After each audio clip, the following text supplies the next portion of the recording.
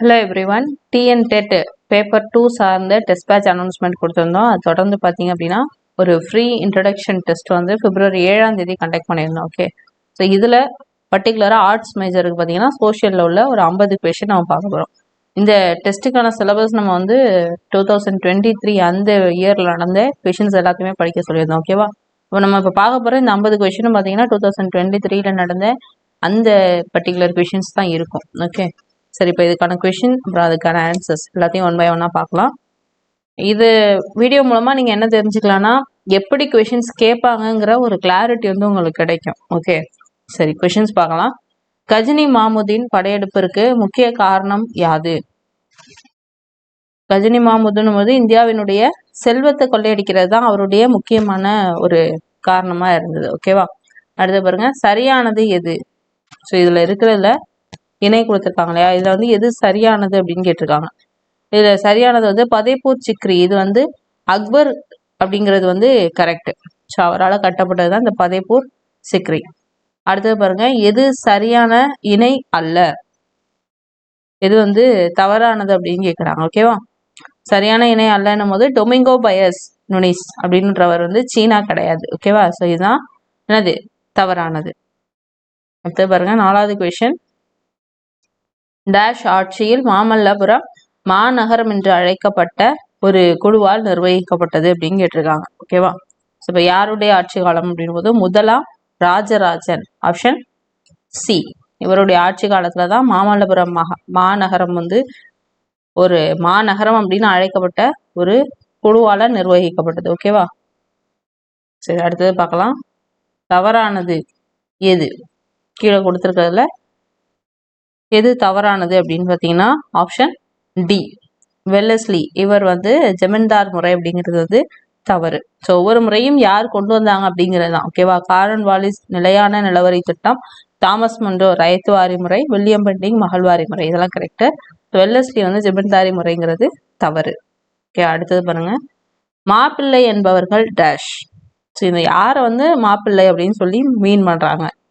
ஓகேவா, இதெல்லாம் வந்து படிச்சிருந்தா தான் தெரியும் இல்லையா, சும்மா யதார்த்தமா கேட்டாலாம் கண்டிப்பா தெரியாது. இதுக்கு ஆன்சர் பார்த்தீங்கன்னா அரேபிய வணிகர்கள், இவங்கள தான் வந்து மாப்பிள்ளை அப்படின்னு சொல்லி மீன் பண்றாங்க. ஓகே, அடுத்தது பாருங்க, தவறானது எது? இதுல தவறானது பார்த்தீங்கன்னா தனதேவன் அப்படிங்கிறது வந்து ஐஹோலே கல்வெட்டு அப்படிங்கிறது வந்து என்னது தவறானது. மற்றபடி காரவேலர் ஹதிகும்பா கல்வெட்டு, ருத்ரதாமன் கிர்னார் கல்வெட்டு, சமுத்திரகுப்தர் அலகாபாத்தோன் கல்வெட்டு, ஸோ இதெல்லாம் வந்து சரியானது. இவங்க காலத்துல வந்தது, இவங்கள பற்றின குறிப்புகள்லாம் அந்த கல்வெட்டுகள்ல இருக்கும். இந்த தனதேவன்கிறது தான் என்னது தவறான இணை. ஓகே, அடுத்த கொஸ்டின் பார்க்கலாம். ரொம்ப முக்கியமான பேசிக்கான கொஸ்டின். 1861ஆம் ஆண்டு தொல்லியல் துறை தொடங்கப்பட்டது வந்து யாரால் தொடங்கப்பட்டதுன்னு கேட்டிருக்காங்க. இது ஜஸ்ட் உங்களுக்கு எங்க இருக்கு, 6th சோஷியல் சிந்து சமவெளி நாகரிகம் இருக்கு இல்லையா, அந்த லெசன்லயே இருக்கு. ஸோ அப்போ நீங்க வந்து பேசிக்கா படிச்சிருந்தீங்கன்னாவே இந்த கொஸ்டின்லாம் அட்டன் பண்ண முடியும். ஓகேவா, இதுக்கு ஆன்சர் பார்த்தீங்கன்னா ஆப்ஷன் யாரு, ஏ, அலெக்சாண்டர் கன்னிகாம். அடுத்தது பாருங்க, முகமது பின் காசிம் சிந்துவின் மீது படையெடுத்த ஆண்டு எது? இதுக்கு ஆன்சர் ஆப்ஷன் ஏ, 712. அடுத்தது பாருங்க, நீல நீர் கொள்கையுடன் தொடர்புடையவர் யார்? இதுவும் கொஞ்சம் பேசிக்கான கொஸ்டின் தான். இதுக்கு answer Francisco de Almeida, option A. ஆனால் மற்ற ஆப்ஷன் பார்க்கும்போது கொஞ்சம் கன்ஃபியூஸ் ஆகும், ஏன்னா இவங்கெல்லாம் வந்து ஸ்டார்டிங்ல வந்திருந்த நபர்கள். இருந்தாலும் கொஞ்சம் யார் எதை கொண்டு வந்தாங்கங்கிற அந்த டிஃப்ரென்ஷியேஷன் தெரிஞ்சதுன்னா ஈஸியாக நீங்கள் சூஸ் பண்ணலாம் கன்ஃபியூஷன் இல்லாமல். ஓகே, அடுத்த கொஸ்டின் பாருங்க, விரிவடைந்து வரும் அலாவுதீன் கில்ஜியின் 2வது வலிமை வாய்ந்த இடம் எது? இதுக்கு ஆன்சர் வந்து ஆப்ஷன் பி, தௌலதாபாத். இதுதான் வந்து 2வது வலிமை வாய்ந்த இடம். அடுத்த கொஸ்டின், எந்த ஆண்டு முதலாம் ராஜேந்திரன் வட இந்தியாவின் மீது படையெடுத்தார்? வட இந்தியாவின் மீது படையெடுத்தார். இதுக்கு ஆன்சர் பார்த்தீங்கன்னா ஆப்ஷன் சி, 1023 அப்படிங்கிறது தான். ஓகே, அடுத்தது ரிக்வேத கால மக்களால் பயிரிடப்பட்ட யவம் எது? யவம் அப்படிங்கிறது என்ன? யவம் அப்படிங்கிற ஒரு விஷயத்த ரிக்வேத கால மக்கள் வந்து பயிரிட்டு இருக்காங்க. இந்த யவம்ங்கிறது என்ன அப்படின்னா ஆப்ஷன் சி, பார்லி அப்படிங்கிறது தான். ஓகேவா, அடுத்த கொஸ்டின் பாருங்க, கன்ஃபூசியஸ் டேஷ். கன்ஃபூசியஸ் காலத்திற்கு முந்தைய தத்துவ ஞானிகள் தலை சிறந்தவர். அதாவது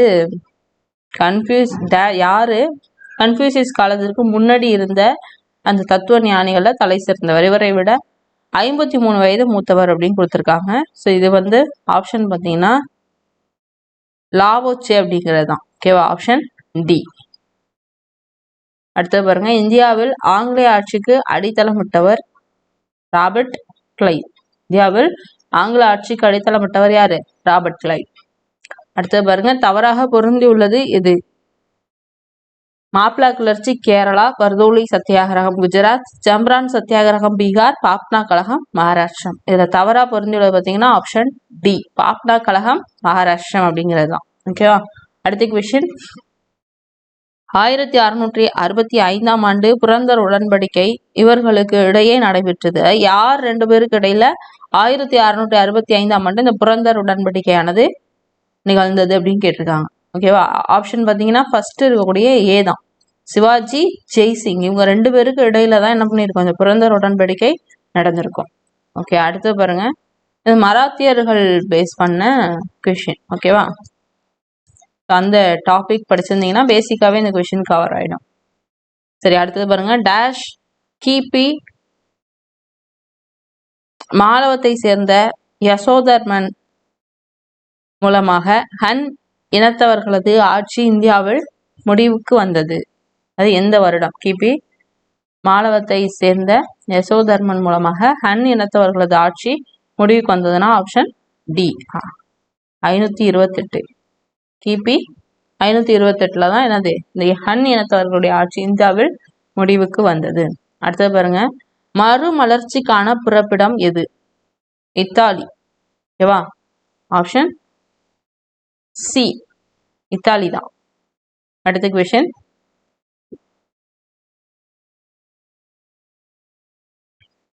எந்த டெல்லி சுல்தானிய ஆட்சியாளர்கள் முதலில் ஜஸியா வரியை முஸ்லிம் அல்லாத மக்களுக்கு வசூலித்தாங்க? அதாவது முஸ்லிம் அல்லாதவர்களுக்காக வசூலிக்கப்பட்ட ஒரு வரி தான் பார்த்தீங்கன்னா ஜஸியா வரி.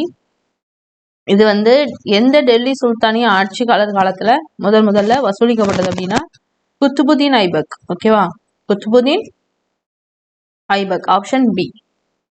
அடுத்தது பாருங்க, டேஷ் பெற்ற வெற்றியின் விளைவாக, அதாவது எங்கு பெற்ற வெற்றியினுடைய விளைவாக கஜினி மாமுது பஞ்சாப் வரை தனது ஆட்சி அதிகாரத்தை விரிவுபடுத்தினார்.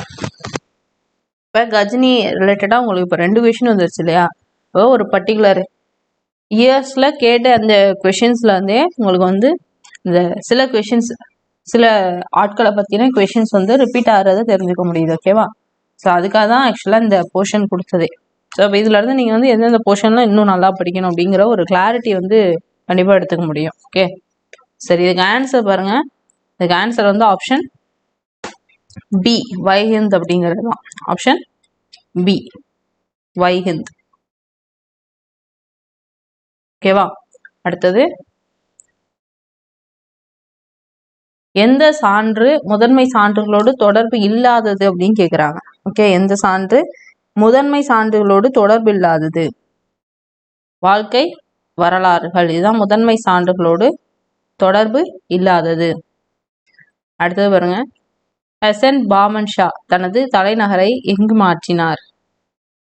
ஹசன் பாமன் ஷா பார்த்தீங்கன்னா தலைநகரை குல்பர்காவுக்கு மாற்றிருப்பார். Gulbarga, option D. அடுத்தது, நீதித்துறையானது அரசாங்கத்தின் உறுப்புகளில் ஒன்றாகும். நீதித்துறையானது அரசாங்கத்தின் டேஷ் உறுப்புகளில் ஒன்றாகும். இத்தனை உறுப்புகள்? ஆப்ஷன் சி, 3 உறுப்புகள்ல ஒன்றாகும். அடுத்தது பாருங்க, பாணரின் டேஷ் ஒரு அரசின் முதல் வாழ்க்கை வரலாற்று நூலாகும். அதாவது பாணர் எழுதின எந்த நூல் ஒரு அரசரினுடைய முதல் வாழ்க்கை வரலாறு நூல் அப்படின்னு கேக்குறாங்க. ஓகேவா, இதுக்கு ஆன்சர் பார்த்தீங்கன்னா ஆப்ஷன் சி, ஹர்ஷ சரிதம் அப்படிங்கிறது தான். ஓகேவா, ஆப்ஷன் சி. அடுத்தது, முகவுரை பற்றிய சரியான தொடர்பு எது? கொடுத்துருப்பாங்க இல்லையா, இறையாண்மை, சமதர்மம், மதச்சார்பற்ற ஜனநாயக குடியரசு அப்படிலாம் கொடுத்துருப்பாங்க இல்லையா? ஸோ அதுல எது வந்து கரெக்டான ஆர்டர் அப்படின்னு கேட்குறாங்க. ஓகே, முகவுரை பற்றி அந்த ஸ்டேட்மெண்ட்ல எது வந்து கரெக்டான ஆர்டர்? ஆர்டர் மாற்றி மாற்றி கொடுத்துருக்காங்க இல்லையா? இதில் சரியான ஆர்டர் பார்த்தீங்கன்னா இறையாண்மை சமதர்ம மிக்க மதச்சார்பற்ற ஜனநாயக குடியரசு, ஆப்ஷன் டி தான் கரெக்ட்.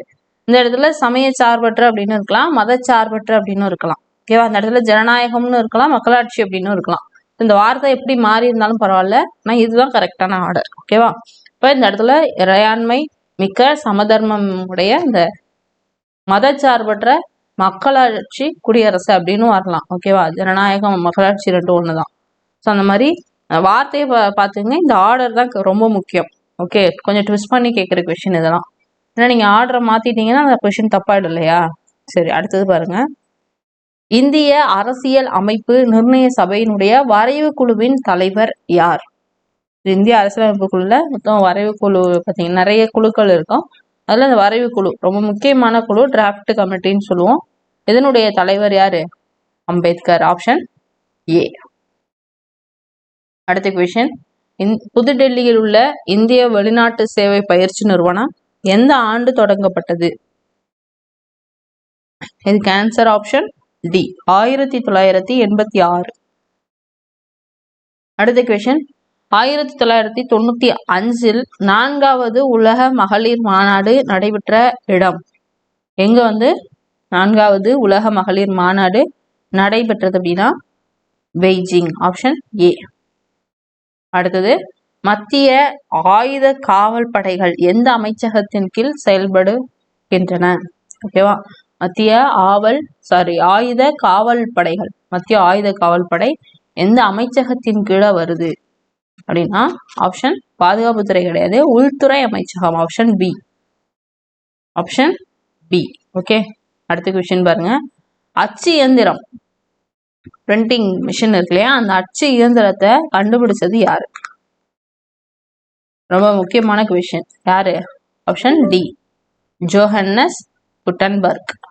இவர் தான் இந்த பிரிண்டிங் மிஷினை கண்டுபிடிச்சிருப்பார். அடுத்தது பாருங்க. இந்திய உச்ச நீதிமன்ற தலைமை நீதிபதியாக இருந்த எம் ஹிதாயத்துல்லா இந்திய ஜனாதிபதியாக எந்த ஆண்டு நியமிக்கப்பட்டார்? ரொம்ப முக்கியமான கொஸ்டின். ஆக்சுவலா இந்த ஹையராரிட்டி, அதாவது தலைமைத்துவம் பேஸ் பண்ண அந்த இதுல ஃபர்ஸ்ட் இருக்கிறது யாருன்னு பார்த்தீங்கன்னா குடியரசுத் தலைவர். ஸோ அவர் இல்லை அப்படின் பொழுது அவருக்கு பதிலாக அவருடைய பதவிகளை துணை குடியரசுத் தலைவர் செய்வார். ஸோ இப்போ அந்த துணை குடியரசுத் தலைவரும் இல்லை, 2 பதவியும் காலியா இருக்கு அப்படின்னும் பொழுது யார் அந்த பொறுப்புகள்லாம் செய்யணும் அப்படின்னா நம்மளுடைய இந்திய உச்ச நீதிமன்றத்தினுடைய தலைமை நீதிபதியா யார் இருக்காங்களோ அவங்க தான் என்ன பண்ணணும், இந்த குடியரசுத் தலைவருக்கான அந்த பதவி பொறுப்புகளை பார்த்துக்கணும். ஸோ அதன்படி பார்த்தீங்க அப்படின்னா 1969, ஆப்ஷன் டி. ஓகேவா? 1969ஆம் ஆண்டு உச்ச நீதிமன்ற தலைமை நீதிபதியாக இருந்த எம் ஹிதாயத்துல்லா என்ன பண்ணிருப்பாரு, இந்தியாவினுடைய ஜனாதிபதியா நியமிக்கப்பட்டிருப்பாரு. ஏன்னா அந்த வருடத்துல நமக்கு குடியரசுத் தலைவர் பதவியும் துணை குடியரசுத் தலைவர் பதவியும் ஒரே நேரத்துல காலியா இருந்திருக்கும். ஓகேவா? சரி, அடுத்தது பாருங்க. மக்களாட்சியின் இறுதி அதிகாரம் பெற்றவர் யார்? மக்களாட்சியினுடைய இறுதி அதிகாரம், அதாவது உச்சபட்ச அதிகாரம், கடைசி அதிகாரம் அப்படின்னு சொல்லலாம். யாருடையது அப்படின்னா மக்களுடையது தான், ஆப்ஷன் சி, மக்கள் அப்படிங்கிறது தான். ஓகே, அடுத்தது பாருங்க. 34வது கொஸ்டின். சரியானது எது அப்படின்னு கேட்குறாங்க. ஸோ இதுல இருக்கிறதுல எது சரியானது? நமக்கே தெரியும் என்னது, காவி அப்படின்னும் போது அது அமைதியை குறிக்கக்கூடியது கிடையாது. குடியரசு தினம் போது ஆகஸ்ட் 15 கிடையாது, அது என்னது சுதந்திர தினம் தான் ஆகஸ்ட் 15. இப்போ அசோக சக்கரம்ங்கிறது 24 ஆரக்கால்கள் கரெக்ட். தேசிய பறவைங்கிறது மரகத புறா கிடையாது, இது தமிழ்நாட்டினுடைய மாநில அளவுல உள்ள பறவையா இருக்கும். தேசிய பறவைங்கிறது மயில். ஓகேவா? ஸோ அப்படி பார்க்கும்போது மற்ற எல்லாமே தவறு, ஆப்ஷன் சி தான் கரெக்ட். ஓகேவா? அடுத்தது பாருங்க. வான்வழி புகைப்படங்கள் ஒரு நிலையான உயரத்தில் இருந்து டேஷ் வினாடிகள் கால இடைவெளியில் தொடர்ந்து எடுக்கப்படுகின்றது அப்படின்னு கேட்டிருக்காங்க. ஸோ இதெல்லாம் கொஞ்சம் நுணுக்கமான விஷயம் தான், ஆப்ஷன் பி, 10 to 30 வினாடிகள் கால இடைவெளியில தொடர்ந்து எடுக்கப்படுகிறது. அடுத்த கொஸ்டின் பாருங்க. தமிழ்நாட்டில் புதிய பஞ்சாயத்து ராஜ் அமைப்பு நடைமுறைக்கு வந்த ஆண்டு? இது ரொம்ப முக்கியமான ஒரு சட்ட திருத்தம் அப்படின்னு சொல்லலாம். ஓகேவா? 1994ஆம் ஆண்டு வந்தது. ரொம்ப ரொம்ப முக்கியமான ஒரு அமைப்பு பஞ்சாயத்து ராஜ் அமைப்பு. ஓகேவா? சரி, அடுத்தது பாருங்க. நமது நாட்டினுடைய மிக குறைவான நீளம் கொண்ட தேசிய நெடுஞ்சாலை எண் எது? இது மதுரையிலிருந்து துவாரக்குறிச்சி இருக்கு இல்லையா, ஸோ அது வரைக்கும் போகக்கூடிய அந்த நெடுஞ்சாலையா இருக்கு. ஸோ இதுக்கு ஆன்சர் பார்த்தீங்கன்னா ஆப்ஷன் சி, NH 785. அடுத்து பாருங்க, ஈரவை நாடாளுமன்றம் அப்படிங்கிறதுல எத்தனை அவைகள் உள்ளது? இது ரொம்ப ஈஸியான கொஸ்டின் தான். நமக்கு பேர்லயே இருக்கு என்னது, ஈரவை அப்படின்னும் போது 2 அவைகள் இருக்கும். Option B. அடுத்தது, மகாராஷ்டிராவில் காணப்படும் பிளைஸ்டோசின் காலகட்டத்தில் விண்கற்கள் புவி மீது ஏற்படுத்திய அந்த பள்ளத்தின் காரணமான உருவான ஏரி எதுன்னு கேட்குறாங்க. ஓகேவா, நோட் பண்ணிக்கணும். கொஞ்சம் நுணுக்கமான கொஸ்டினா இருக்கு. இதையே ட்விஸ்ட் பண்ணி திரும்ப கூட கேட்கலாம்.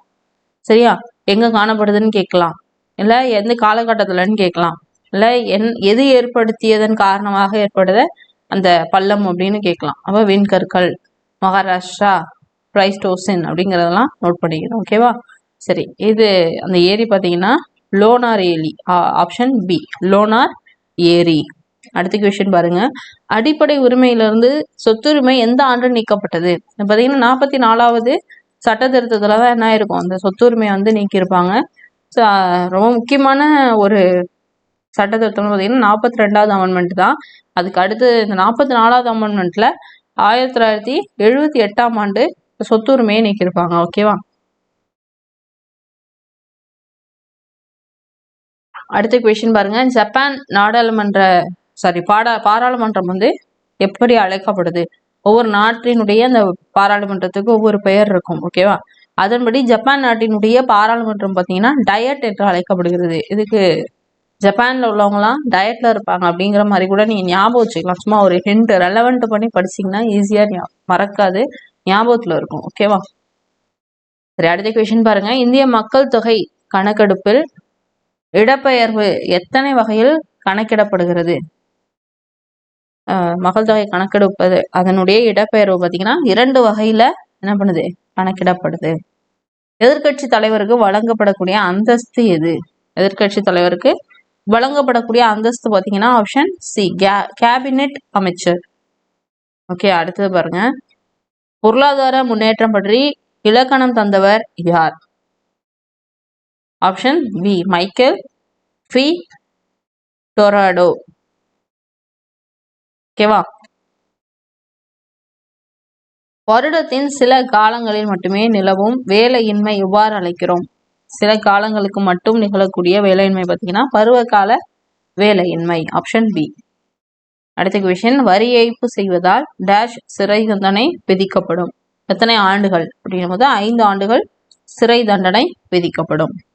அடுத்தது, GATT 8வது சுற்றுக்கு என்ன பெயர்? இதுக்கு ஆன்சர் ஆப்ஷன் ஏ, உருகுவே சுற்று. டேஷ் என்பது உட்கொள்ளும் உணவை உயிரியல் ரீதியாக பயன்படுத்துவதற்கான திறன் ஆகும். ஆப்ஷன் சி, உணவினை உறிஞ்சுதல். நில வரைபடத்தில் சம உயரக்கோடுகள் மிக ஆழமாக 2 பக்கமும் செங்குத்தாக அமைந்த பள்ளத்தாக்கு. இதுக்கு ஆன்சர் பார்த்தீங்கன்னா ஆழமான பள்ளத்தாக்கு. Option A. இந்த லாஸ்ட் கொஸ்டின், நமது நாடு உணவு உற்பத்தியில் தன்னிறைவு அடைந்திருந்தாலும் மக்களின் டேஷ் நிலையில் முன்னேற்றங்கள் அடையவில்லை. எந்த நிலையில? ஊட்டச்சத்து நிலையில. ஏன்னா தேவையான அளவுக்கு உணவு கிடைச்சிருக்கு, அப்படி உணவு உற்பத்தி இருக்கு. உணவு எல்லாருக்கும் கிடைச்சிருக்கான்னு கேட்டா அதுக்கு பதில் இல்லை. ஆனா உணவு உற்பத்தியில தன்னிறைவு அடைஞ்சிருக்கு, ஆனாலும் மக்களுடைய ஊட்டச்சத்து நிலை இருக்கு இல்லையா, அதனுடைய பார்த்தீங்கன்னா எந்த ஒரு முன்னேற்றமும் இல்லை. ஏன்னா சத்தான உணவுகள் மக்களை போய் எந்த அளவுக்கு சேருது அப்படிங்கிறது கொஸ்டின் மார்க்கா இருக்கு. ஸோ அதுதான் இந்த கொஸ்டின். ஓகே ஃப்ரெண்ட்ஸ், இப்போ இந்த 50 கொஸ்டின் நம்ம பார்த்துருக்கோம். இது ஒரு கிளாரிட்டி உங்களுக்கு கொடுக்கும்.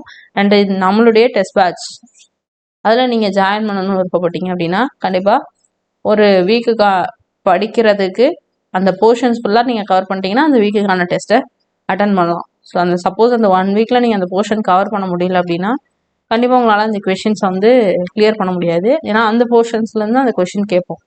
ஸோ அப்படி பார்க்கும்பொழுது அந்த போர்ஷனை கரெக்டாக படிச்சுப்பீங்களா அப்படிங்கிறத பார்த்துக்கோங்க. அண்ட் வந்து டெஸ்ட் பேட்ச் பற்றின டீட்டெயில்ஸை கான்டாக்ட் நம்பரை கால் பண்ணி கேட்டுக்கோங்க. ஓகே, சரி. ஓகே, வேறு வீடியோவில் பார்க்கலாம். தேங்க்யூ.